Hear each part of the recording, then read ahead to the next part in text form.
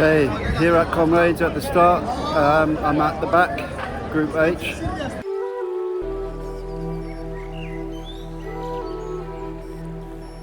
Took me 9 years, but I did it. Finally got to that start line in 2023. Soon after doing the London Marathon in 2012, I went to South Africa with my wife at the time and family. We were intending to emigrate there from London. I went there around the time of the Comrades Marathon and saw what a big event it was. 2014 Comrades Marathon was the one I earmarked. That's the one I want to do. But instead, I watched it from my sickbed. I was heading back to London for urgent cancer treatment. I'd just been diagnosed, stage 4 cancer, blood cancer. I had lymphoma. I should have been running the Comrades Marathon in 2014. Instead, I'm off to, uncertain future. Will I live? Will I die? I was travelling back to London in a wheelchair at King Shaka Airport in Durban, surrounded by athletes who had just ran Comrades the day before. And I said to myself, I'm coming back here. I'm gonna run Comrades because I do not accept this situation. I'm an athlete. I'm not this guy in the wheelchair. I'm coming back to run Comrades. I did my first marathon back in 2017. I tried to get a place for Comrades in 2018, but I missed the entry. 2019, I booked my place at Comrades. I got injured. 2020, I had my place again. It was COVID. 21 was COVID again. 22, I had my place again. I was injured. 23, 9 years after, the stars aligned for me. I made it back there, but it wasn't without drama because I was injured again. My leg got strapped up, massage, tried a lot of things. I can still feel it. I'm gonna hope and see how far I can get. I'll stay near the back. It happened 4 weeks before Comrades on my last long run. So the longest run I managed to do was probably only about 51 kilometers, was the longest run I did in training for Comrades, which is about 89 kilometers. But in the event, because of that injury, I didn't do any running in the last 4 weeks leading up to it, but I still went to the gym a couple of times, did a bit of swimming to keep my strength up. But what it meant was that I arrived at Comrades very fresh, which was good. So I wasn't depleted at all. I was very fresh, maybe a little bit undertrained, but actually, I just was so worried about my leg. I was thinking, how long will I be able to last? I just didn't want to be the first person on that Baylor bus. Over there, behind me there, that's what they call the Baylor bus. To pick up injured people or people who do not finish. I hope I'm not going to be on that bus too early. So, Saturday, day before Comrades. I have to be, philosophical. My aim was always to get to the start line. That's my victory. If I'm at the start line, I'm in good enough condition to run Comrades, obviously apart from my calf. I'll have done the required training. I'll be at a level of health and fitness to be able to justify being at the start line. So I feel I have completed that journey.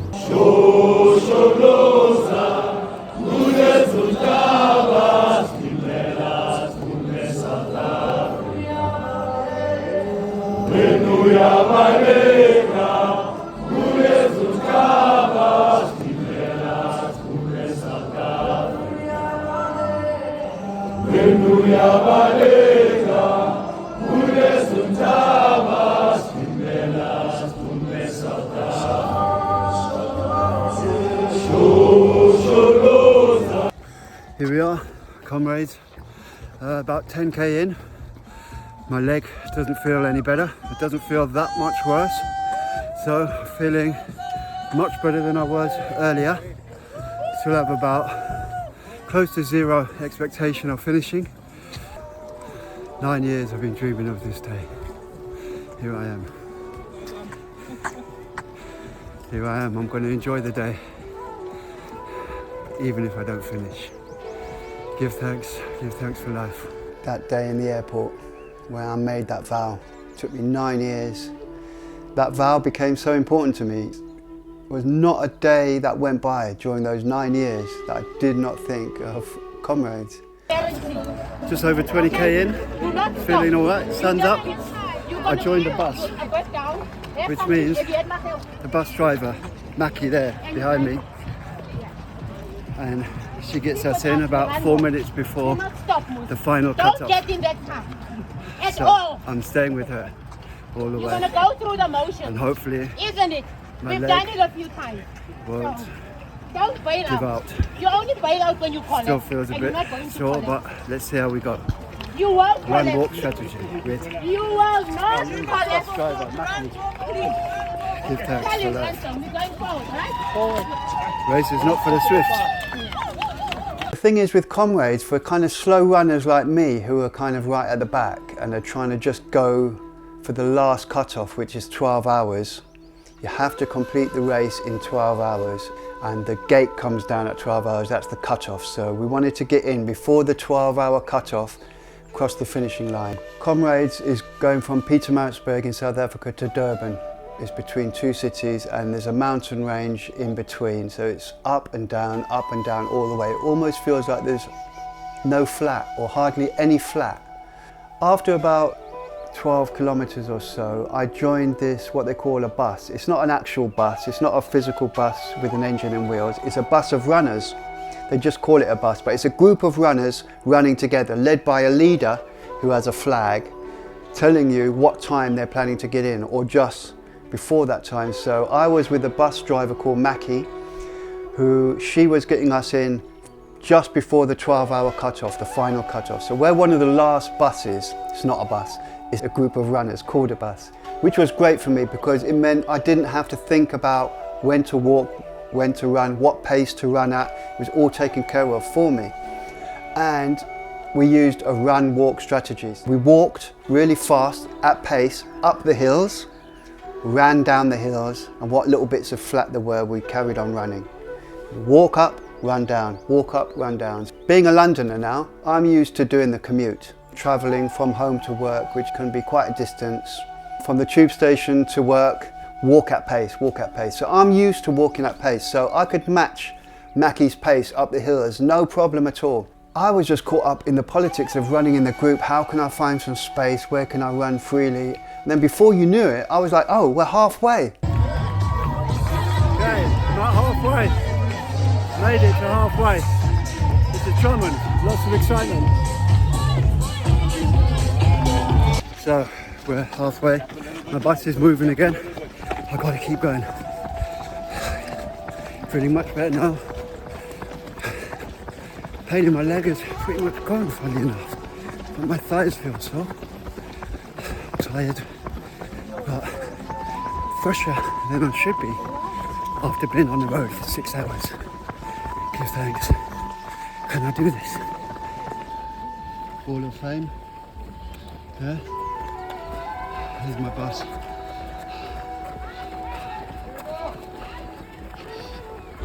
People behind. Give thanks every time. I'm gonna go for it. Okay, 60k in. We're just starting the final third. Feeling sore, tired. All the best, Mikey. Come this far now. About 28 kilometers left, something like that. Let's see what can happen. So when I saw a sign saying 5 kilometers to go, I was like, hold on a second. I haven't even dug deep yet. I was expecting at some point that I need to dig deep, find all these mental resources. No, I felt shortchanged. I was well within myself.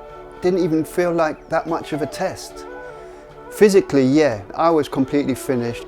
But mentally, my experience with cancer back in 2014, that was a much greater test. Yep, it's getting dark now. Just past a sign saying 1 kilometre to go. Can you believe it? 1 kilometre. Let's do this. Into the stadium we go.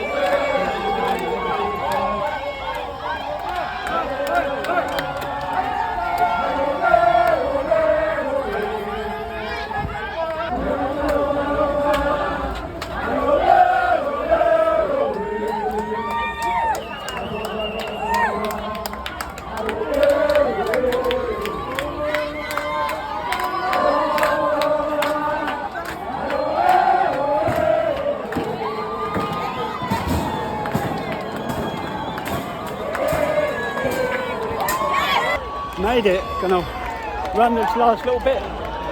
This is it. Can't believe it. Actually, done it.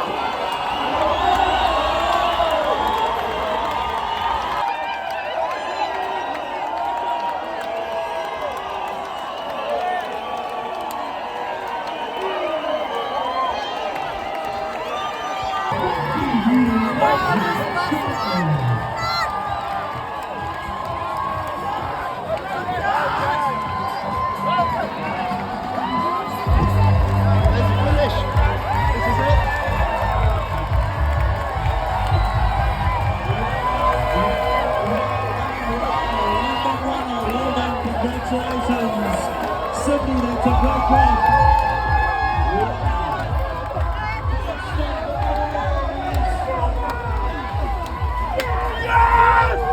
I crossed that finishing line, skies didn't open, keep on moving up the stairs.